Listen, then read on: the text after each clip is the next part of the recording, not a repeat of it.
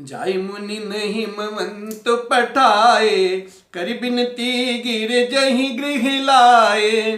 बहुर सब तेरे से शिव पही जाए, कथा उमा के सकल सुनाई। मैं मगन शिव सुनत स्नेहा, हर्षि सब तेरी सिगौने गेहा। मन थिर करी तब शंभु सुजाना, लगे करन रघुनायक ध्याना।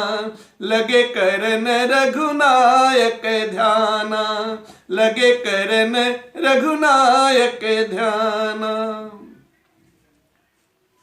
इस प्रकार से सप्तऋषि लोग हिमवान जी के यहाँ, हिमाचल जी के यहाँ जाते हैं और गिरिराज जी को बड़ी भांत समझाते हैं, भली भांत, कि आप अब पार्वती अम्बा को घर ले आइए, अपनी बिटिया को घर ले आइए।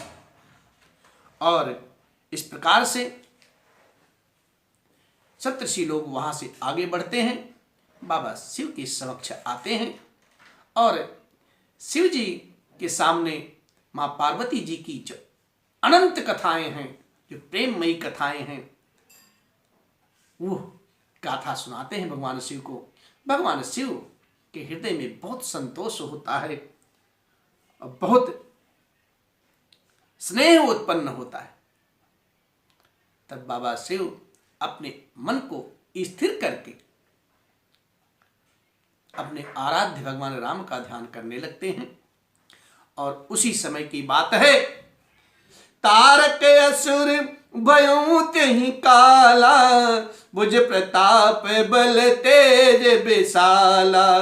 तेहि सब लोक लोकपति जीते, भय देव सुख संपत्ति रेते। उसी समय की बात है, तारक नाम का असुर उत्पन्न हुआ है, जिसने अपनी भुजाओं के बल और प्रताप तथा तेज से समस्त लोकों पर विजय पा लिया भैया। जिस कारण से सब देवता सुख संपत्ति से रहित हो गए, देवताओं का भाग भी वो अपने अधिकार में ले लिया, वो तारक असुर। अब वो जो तारक असुर था, अजर अमर था, किसी से जीता नहीं जाता था। सब देवता अनेक प्रकार की लड़ाई लड़ करके हार गए। तब ब्रह्मा जी को उन्होंने पुकारा है। जब ब्रह्मा जी को पुकारा तो ब्रह्मा जी ने देखा कि समस्त देवता अत्यंत दुखित है।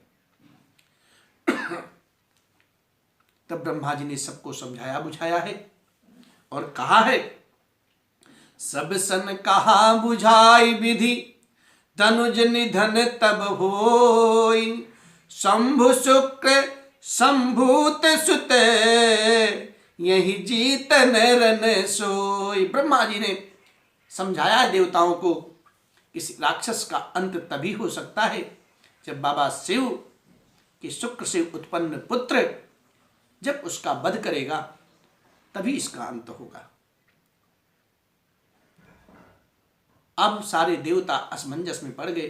तब नारद जी ने कहा, मैं आप सबको एक उपाय बताता हूं, ईश्वर अगर सहायता करें तो वह सफल होगा। सती जी ने जो अपने पिता दक्ष जी के यज्ञ से शरीर को त्याग दी थी,